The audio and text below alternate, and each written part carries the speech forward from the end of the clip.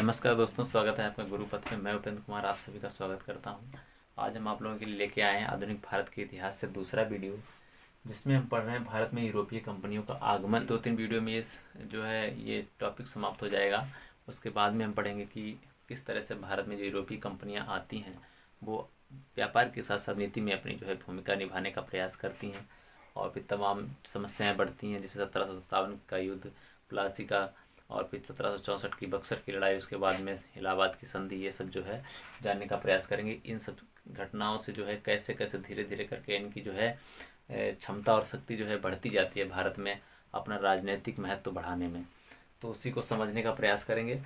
और कल पिछले वीडियो में हमने पढ़ा था किस तरह से भारत में यूरोपीय कंपनियों का आगमन होता है, फिर उसके बाद में यूरोपीय जो कंपनियाँ आती हैं उनके आने का क्रम क्या होता है, फिर उनकी कंपनी की स्थापना का क्रम क्या होता है, फिर वही कंपनियां कहाँ कहाँ अपनी व्यापारिक फैक्ट्रियां स्थापित करती हैं और किस सन में फैक्ट्रियां स्थापित करती हैं, भारत के किन किन हिस्सों में, ये सब जाना था, हमने पढ़ा था।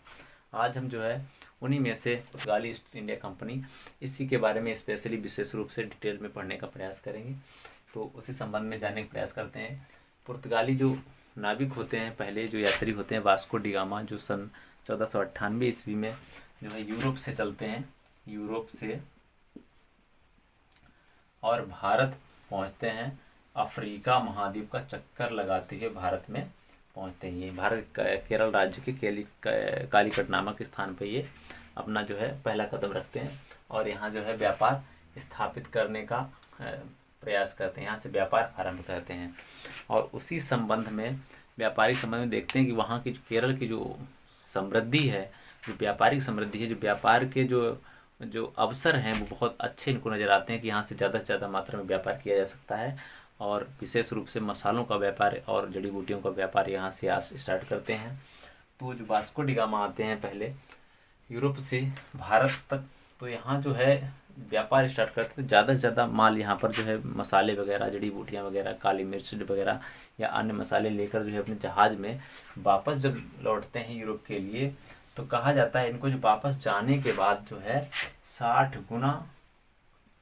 गुना लाभ होता है। इससे यूरोप के सारे देश बहुत ज़्यादा प्रभावित होते हैं और भारत के साथ व्यापार करने की उनकी उत्सुकता बढ़ने लगती है। तो इस क्रम में तमाम कंपनियां बाद में आती हैं, जैसे अंग्रेज आते हैं, डच आते हैं, फ्रांसीसी आती हैं, स्वीडिश, डेनिश, तमाम कंपनियां आती हैं जो भारत के साथ व्यापार स्टार्ट करने का प्रयास करती हैं। उन्हीं में से दूसरा आता है यात्री व्यापारी जिसका नाम होता है पेड्रो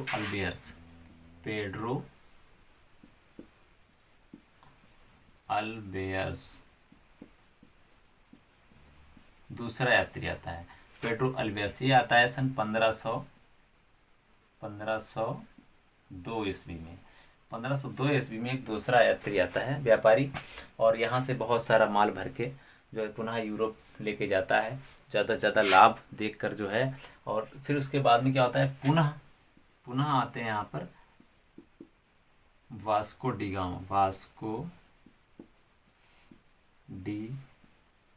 गामा। ये आते हैं 1500 ईस्वी में आते हैं। जो पेड्रो अल्बेयर्स से 1500 ईस्वी में आते हैं और वास्को डी गामा पुनः आते हैं 1502 ईस्वी में। इस तरह से इनकी ये आने का क्रम होता है। पहले आते हैं पेड्रो अल्बेयर्स जो 1500 ईस्वी में आते हैं, फिर वास्को डी गामा पुनः 1502 ईस्वी में आते हैं और ज़्यादा से ज़्यादा व्यापार ये वो पुर्तगाली सरकार को करके दिखाते हैं, ज़्यादा से ज़्यादा लाभ कमा के दिखाते हैं। तो इससे होता क्या है, पुर्तगाल की जो सरकार होती है उसको कहीं ना कहीं लगने लगता है कि भारत के साथ जो व्यापार है उसको और भी बढ़ावा देना चाहिए और इन कंपनियों को सपोर्ट करना चाहिए। जो व्यापारिक कंपनी है पुर्तगाल की उसको सपोर्ट करना चाहिए और यहाँ इस पर थोड़ा नियंत्रण स्थापित करना चाहिए। इस संबंध में वहाँ की सरकार क्या करती है, यहाँ पर गवर्नर भेजना आरंभ कर देती है। भारत में यूरोपीय पुर्तगाली गवर्नर भेजना आरंभ कर देती है। तो उसमें उसी संबंध में पहला जो गवर्नर आता है, इसका नाम होता है, जो पहला गवर्नर आता है जिसका नाम होता है अल्मीड़ा। इसका पूरा नाम है अल्फासो डी फ्रांसिस्को डी अल्मीड़ा। नाम है अल्मीड़ा।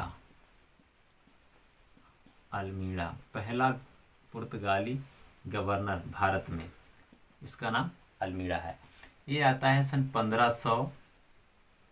1505 ईस्वी में और 1509 ईस्वी तक यहाँ पर गवर्नर के रूप में कार्य करता है अल्मीड़ा। और इसके कुछ प्रमुख कार्य होते हैं। इनमें से इसका सबसे बड़ा प्रयास ये होता है कि इसने सबसे बड़ा काम किया था कि भारत में जो हिंद महासागर का जो क्षेत्र है इस पर इसने जो है ज़्यादा से ज़्यादा नियंत्रण स्थापित करने का प्रयास किया था। और इस पर नियंत्रण स्थापित करने का इसका उद्देश्य ये था कि जो है यहाँ पर ज़्यादा से ज़्यादा इस क्षेत्र पर नियंत्रण रहेगा तो जो व्यापार है हम उसको शांतिपूर्ण ढंग से चला सकेंगे। और शांतिपूर्ण ढंग से व्यापार जब चलेगा तो अधिक से अधिक लाभ होगा। और इस पर नियंत्रण इस तरह का था कि यहाँ पर इसकी नौसेना जो होती थी इस पर जो है परमानेंट नौसेना इसका जो है प्रभाव रहता था, उसकी निगरानी रहा करती थी, जिससे जो है कोई भी दूसरी कंपनी या दूसरे व्यापारी भारत में इतनी आसानी से प्रवेश ना कर पाएँ जब तक कि पुर्तगालियों की जानकारी ना हो या पुर्तगालियों से इजाज़त ना लें, तब तक किसी भी दूसरी कंपनी या व्यापारी का प्रवेश भारत में नहीं होता था। और इस क्षेत्रों पर पूरा का पूरा दबदबा रहता था, पूरा नियंत्रण रहता था पुर्तगालियों का। इस संबंध में जो है कोई भी दूसरा व्यापारी भारत में प्रवेश नहीं कर पाता था। यहाँ तक कि दूसरा व्यापारी छोड़ी भारत के जो मुगल शासक थे उनके जहाज भी इस अरब सागर में, और अरब व्यापारियों के जो जहाज होते थे वो भी अरब सागर में आने से कहीं न कहीं कतराते थे इनके प्रभाव के कारण। क्योंकि उनको भी अगर इस क्षेत्र में आना पड़ता था कहीं न कहीं कार्टेज देना पड़ता था। कार्टेज मतलब परमिट लेना पड़ता था पुर्तगालियों से, और उस संबंध में कुछ न कुछ अदायगी मतलब पैसा देना पड़ता था टैक्स के रूप में, तब वो जो है उनके जहाज यहाँ पर व्यापार के रूप में आते थे। तो इसने एक सबसे पहली बात तो ये प्रथम गवर्नर होता है प्रथम पुर्तगाली गवर्नर, प्रथम पुर्तगाली गवर्नर जो अल्मीड़ा होता है, जो प्रथम पुर्तगाली गवर्नर होता है, पुर्तगाली सरकार द्वारा इसे भेजा जाता है। फिर इसका एक दूसरा कार्य था शांत जल की नीति।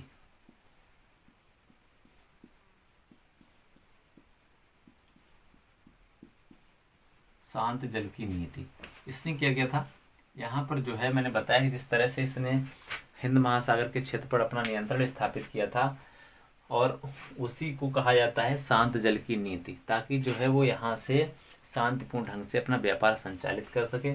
इसे ब्लू वाटर पॉलिसी भी कहा जाता है, ब्लू वाटर पॉलिसी, इसे ब्लू वाटर पॉलिसी भी कहते हैं।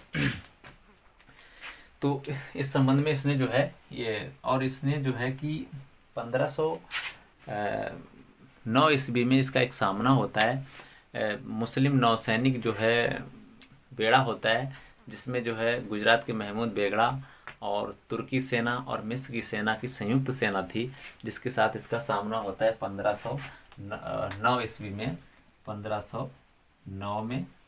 और उसमें क्या होता है कि जो चौल का युद्ध होता है, चौल का युद्ध इसके नाम से जाना जाता है, चौल के युद्ध के नाम से ये लड़ाई जानी जाती है, चौल का युद्ध। इसमें क्या होता है, पुर्तगाली जो है या अल्मीड़ा कह सकते हैं, अल्मीड़ा की विजय होती है, अल्मीड़ा जीत जाता है इसमें, इस युद्ध में अल्मीड़ा की विजय होती है। और बाकी ये जो तीन सेनाएं जो संयुक्त सेनाएं होती हैं उनकी पराजय होती है। उसके बाद में पुर्तगाली सरकार वहाँ से अपना एक दूसरा गवर्नर भेजती है, जिसका नाम होता है अल्फासो डी अल्बुकर्क।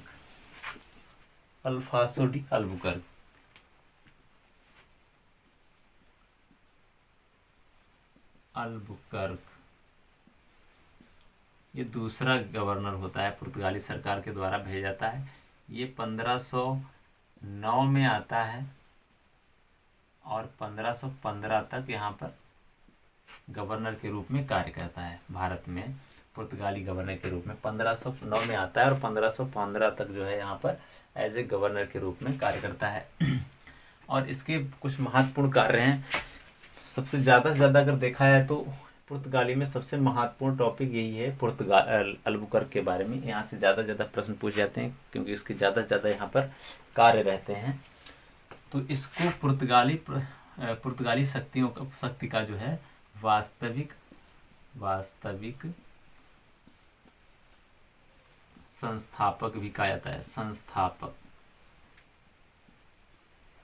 पुर्तगाली शक्ति का जो है वास्तविक संस्थापक जो है इसे अल्बुकर्क को माना जाता है। उसके अलावा इसने 1510 ईस्वी में गोवा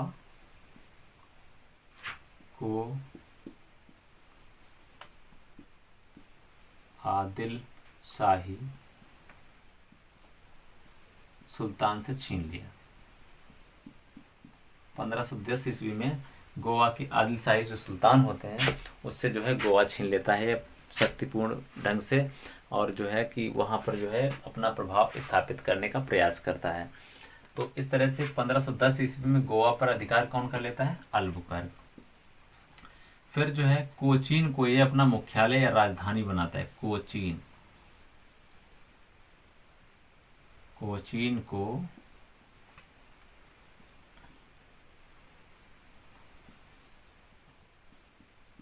पुर्तगाली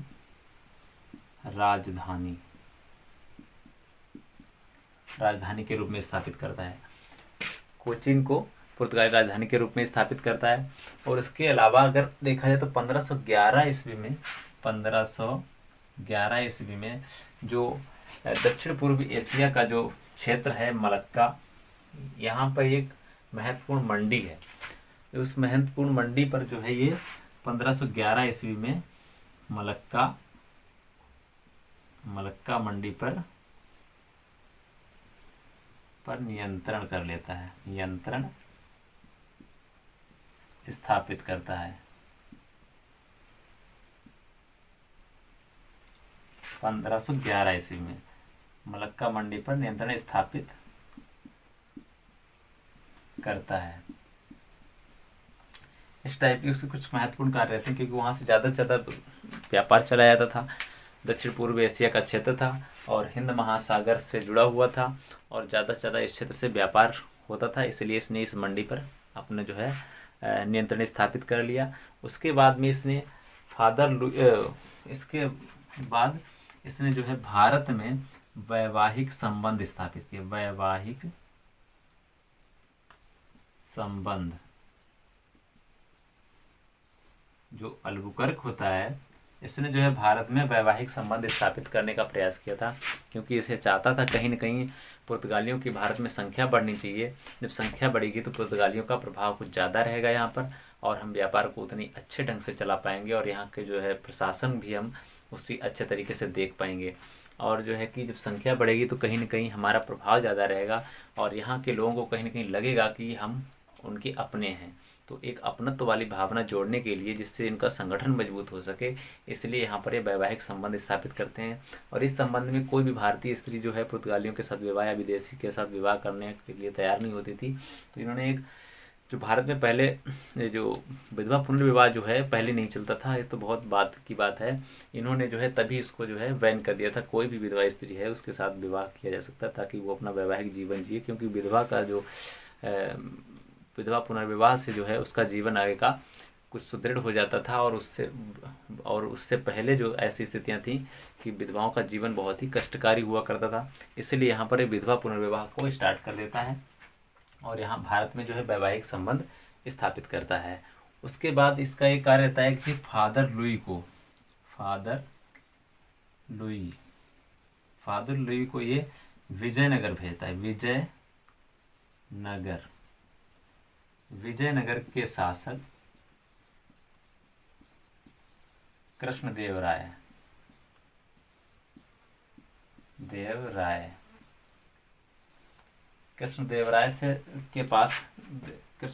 से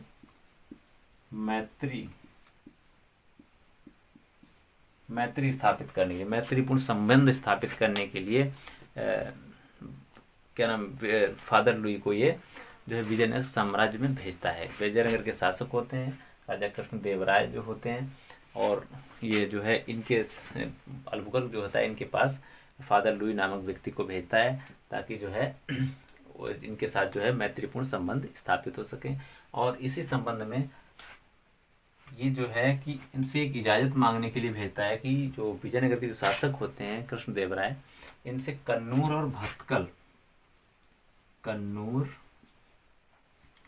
और भटकल नामक जो भटकल इनमें जो है अपनी फैक्ट्री स्थापित करना चाहता है, इसलिए इनसे अनुमति प्राप्त करने के लिए फादर लुई को विशेष रूप से विजयनगर साम्राज्य भेजता है, तो कन्नूर और भटकल में फैक्ट्री स्थापित करने के लिए। उसके बाद में देखा जाए 1515 ईस्वी में गोवा में सेंट जेवियर नाम की जो है चर्च की स्थापना करता है।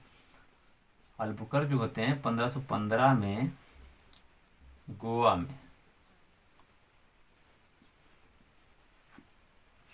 सेंट जेवियर चर्च की स्थापना करते हैं गोवा में सेंट जेवियर चर्च की स्थापना अल्बुकर्क के द्वारा की जाती है। इस तरह से इनके कुछ कार्य रहते हैं जो कि बहुत महत्वपूर्ण हैं एग्जाम की दृष्टि से। अल्बुकर्क जो है 1509 ईस्वी से 1515 तक जो है भारत में पुर्तगाली गवर्नर के रूप में कार्य करता है। फिर इसको वास्तविक संस्थापक कहा जाता है पुर्तगालियों का।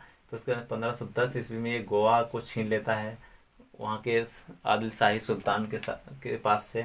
फिर कोचीन को ये अपनी राजधानी बनाता है।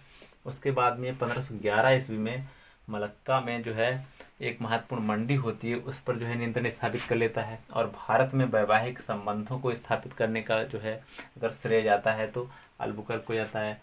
और फादर लुई और विजयनगर साम्राज्य के साथ जो है ये मैत्रीपूर्ण संबंध स्थापित करता है। और फादर लुई को जो है कन्नूर और भटकल में फैक्ट्री बनाने के लिए विजयनगर साम्राज्य यानी कृष्णदेवराय के पास भेजता है ताकि फैक्ट्री बनाने की अनुमति मिल सके। और 1515 में जो है सेंट जेवियर चर्च की स्थापना करता है गोवा में। इसके कुछ महत्वपूर्ण कार्य रहते हैं। उसके बाद में आगे देखते हैं कि इसके बाद तीसरे गवर्नर आते हैं पुर्तगाली सरकार के द्वारा वहाँ से भेजे जाते हैं, जिनका नाम होता है Nino da Cunha. Nino da Cunha के बारे में पढ़ेंगे। नीनो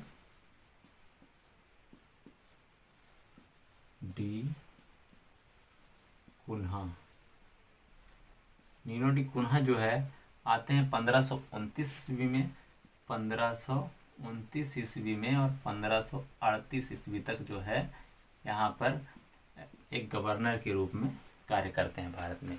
नीनो डी कुन्हा 1529 में आते हैं और 1538 तक यहाँ पर गवर्नर के रूप में कार्य करते हैं। और 1530 में ये गोवा को जो है पहले जो है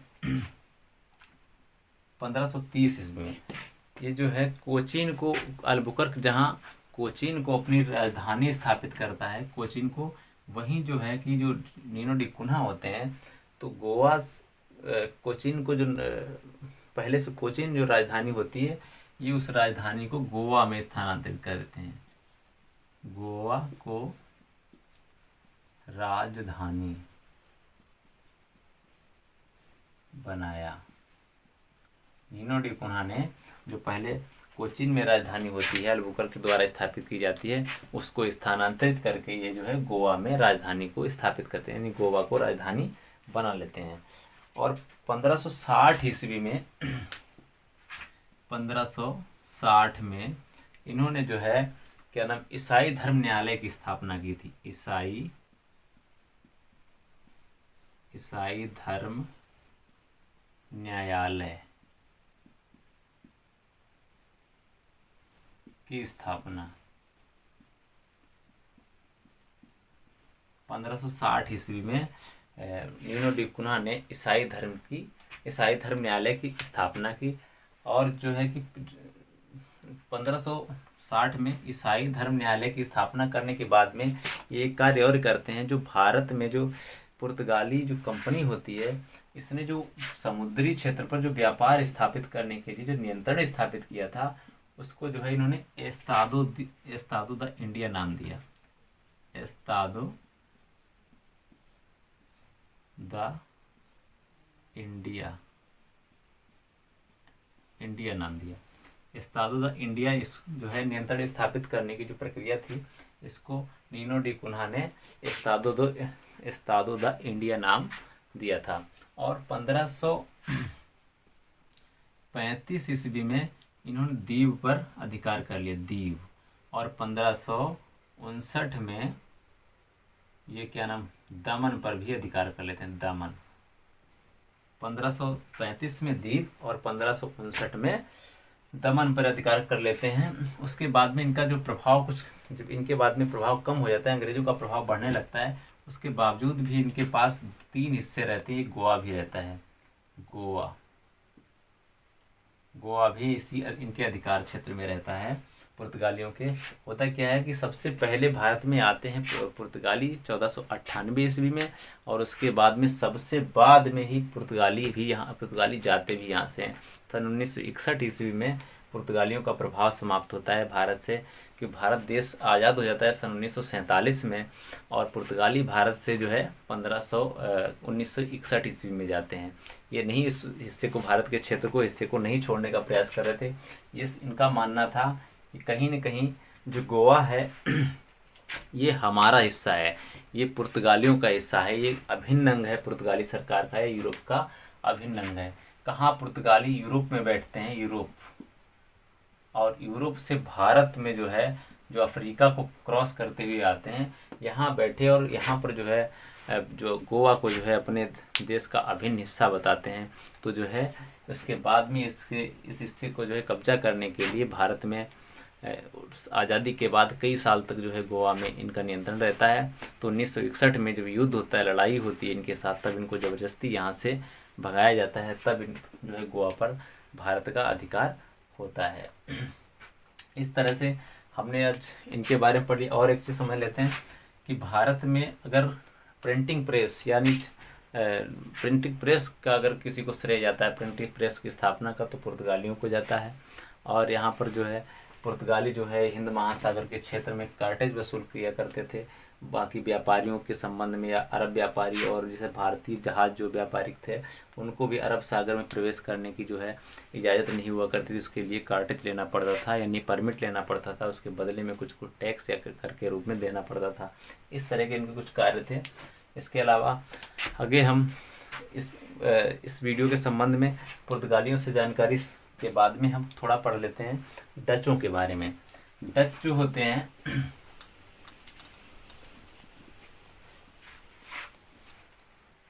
डच यूरोप से चलते हैं। डच जो है नीदरलैंड और हालैंड को कहते हैं, वहाँ के निवासी जो होते हैं उनको डच निवासी कहा जाता है। और उनके संबंध में अगर देखें तो स्पेशली भारत के प्रमुख रूप से भारत के इंडोनेशिया क्षेत्र में पहले आते हैं। 1595 ईस्वी में जो डच होते हैं, डच, ये 1595-96 ईस्वी में भारत में आते हैं, भारत के इंडोनेशिया क्षेत्र में। और कार्नेलियस